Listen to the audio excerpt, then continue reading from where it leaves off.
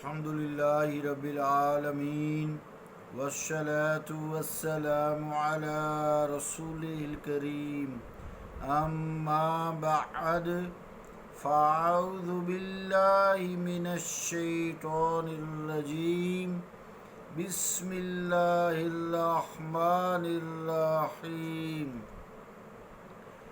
إن المتقين في ظلال وعيون وفواكه مما يشتهون كلوا واشربوا هنيئا بما كنتم تعملون إنا كذلك نجزي المحسنين ويل يومئذ للمكذبين كلوا وتمتعوا قليلا إنكم مجرمون ويل يومئذ للمكذبين وإذا قيل لهم اركعوا لا يركعون ويل يومئذ للمكذبين فبأي حديث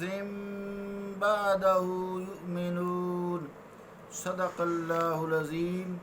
واجب الاحترام سامعین، السلام علیکم ورحمۃ اللہ وبرکاتہ۔ سورہ المرسلات کی 41 سے لے کے 50 نمبر آیات تک تلاوت کرنے کی سعادت حاصل کی ہے۔ ان آیات کا ترجمہ سماعت فرمائیں۔ بے شک پرہیزگار اللہ کی رحمت کے سایوں میں اور چشموں میں ہوں گے اور ان پھلوں میں ہوں گے جن کو وہ پسند کرتے ہیں۔ انہیں کہا جائے گا مزے سے کھاؤ اور پیو ان اعمال کے صلہ میں جو تم کیا کرتے تھے، ہم یوں ہی صلہ دیا کرتے ہیں نیکوکاروں کو۔ تباہی ہوگی اس روز جھٹلانے والوں کے لیے، ہے منکرو اب کھا لو اور عیش کر لو تھوڑا سا وقت، بے شک تم مجرم ہو۔ تباہی ہوگی اس روز جھٹلانے والوں کے لیے۔ اور آج جب ان سے کہا جاتا ہے اپنے رب کے سامنے جھکو تو نہیں جھکتے۔ تباہی ہوگی اس روز جھٹلانے والوں کے لیے۔ آخر کس بات پر وہ اس کتاب کے بعد ایمان لائیں گے؟ اللہ کا قول سچا ہے جو بڑی ہی عظمت والا ہے۔ عزیزان گرامی، قدر سے پہلے پچھلی آیات میں مجرموں کے ساتھ جو قیامت والے دن، جو قیامت پر ایمان نہیں رکھتے تھے، ان کے ساتھ جو سلوک کیا جائے گا اس کا تذکرہ ہوا۔ لیکن اب یہاں سے ان لوگوں کا تذکرہ ہے جنہوں نے ساری عمر پاکیزہ متقیانہ زندگی گزاری، اللہ سے ڈرتے رہے، اس کے احکام کی پابندی کرتے رہے۔ قیامت کے تصور سے ان کے دل لرز جایا کرتے تھے۔ ان پاک باز اور نیک بخت لوگوں کے ساتھ جو سلوک کیا جائے گا، یہاں سے اس کا متقیوں کا بیان ہو رہا ہے 41 نمبر آیت سے۔ اہل جنت کے پھر ذکر کے بعد جملے کو کیا دہرانے کی ضرورت ہے؟ 45 نمبر آیت میں ویل یومئذ للمکذبین۔ اس حوالے سے سید محمود آلوسی رحمۃ اللہ علیہ فرماتے ہیں حیث نال اعداؤہم ھذا الثواب العظیم وہم بقوافی العذاب العلیم۔ ترجمہ کیا ہے؟ روح المعانی سے ہے یہ، یعنی ان کے دشمن جن کو زندگی بھر وہ ستاتے رہے، ان پر ظلم توڑتے رہے، ان پر طرح طرح کی انگشت نمایاں کرتے رہے، ان کو حقیر و نادان خیال کرتے رہے، سمجھتے رہے، وہ آج اپنے پروردگار کے پاس فردوس بری میں اس کے لطف و کرم سے لطف اندوز ہو رہے ہیں۔ فرشتے، غلمان اور حوریں ان کی ناز برداریاں کر رہی ہیں، اور یہ جو آج دنیا میں بڑے معزز اور رئیس بنے ہوئے تھے، آج اس ذلت میں گرفتار ہوں گے، یعنی کفار کی بات کی ہے۔ یہ دوبارہ آیت ویل یومئذ للمکذبین، متقیون کے بعد دہرانے کا یہ مقصد ہے۔ سید محمود آلوسی رحمۃ اللہ علیہ نے یہی فرمایا ہے۔ آگے 46 نمبر آیت میں اس کا مفہوم ہے، اور یہ سورت کے اختتام سے پہلے منکرین قیامت کو پھر دوبارہ جوڑا گیا ہے کہ یہ جو طرح طرح کے لذیذ کھانے تم خوب مزے سے کھاتے ہو، کھا لو۔ دنیاوی عزتیں اور بڑائیاں جو تمہیں حاصل ہے اور جو عیش و عشرت کا سامان تمہیں میسر ہے، اس سے جی بھر کے لطف اٹھا لو۔ یہ رونق میلے چند روزہ ہے، یہ دنیا کے رونق میلے چند روزہ ہیں، تم چند دن کے مسافر ہو، در حقیقت تم بدترین مجرم ہو۔ صرف مہلت کی مدت گزرنے دو اور مقررہ گھڑی آنے کا انتظار ہے، تمہیں اپنا انجام معلوم ہو جائے گا۔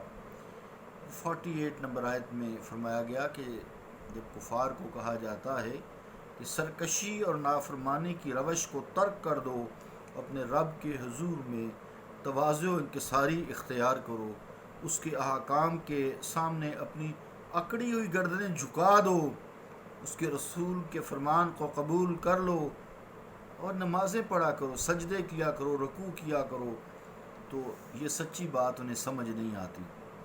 نماز کو ادا کرنے کے لیے ان میں شوق ہی نہیں پیدا ہوتا، ایمان جو نہیں لاتے۔ تو ارکعوا جو ہے رکوع، یہاں اس سے مراد پوری نماز ادا کرنا ہے، خالی رکوع نہیں، پوری نماز ہے۔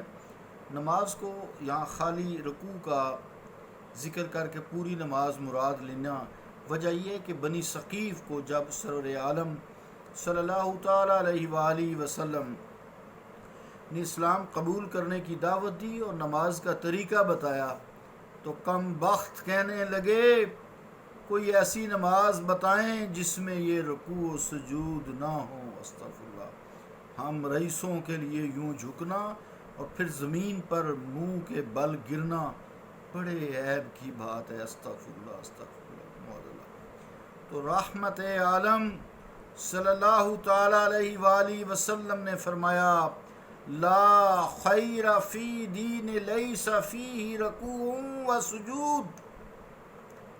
روح المعانی ترجمہ کیا ہے اس حدیث پاک کا؟ اس دین میں کوئی خوبی نہیں جس میں اللہ تعالیٰ کی بارگاہ میں رکوع و سجود نہیں۔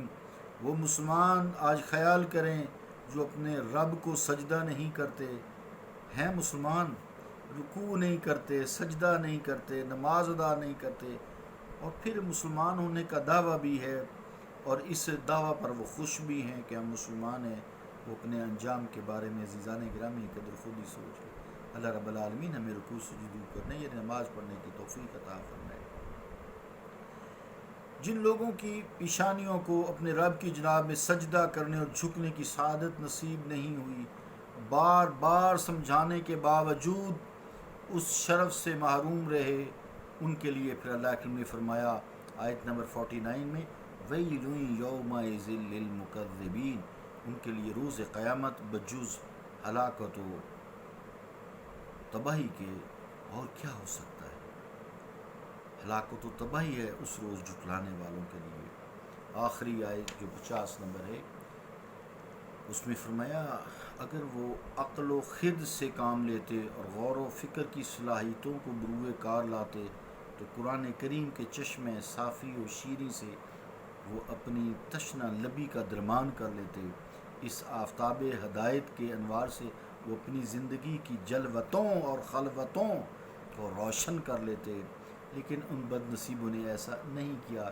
اس کے بعد اس سے زیادہ مؤثر، اس سے زیادہ شیریں، اس سے زیادہ حقیقت افروز کتاب انہیں کہاں نصیب ہوگی کہ وہ اس پر ایمان لے آئیں گے؟ نہیں ہوگی۔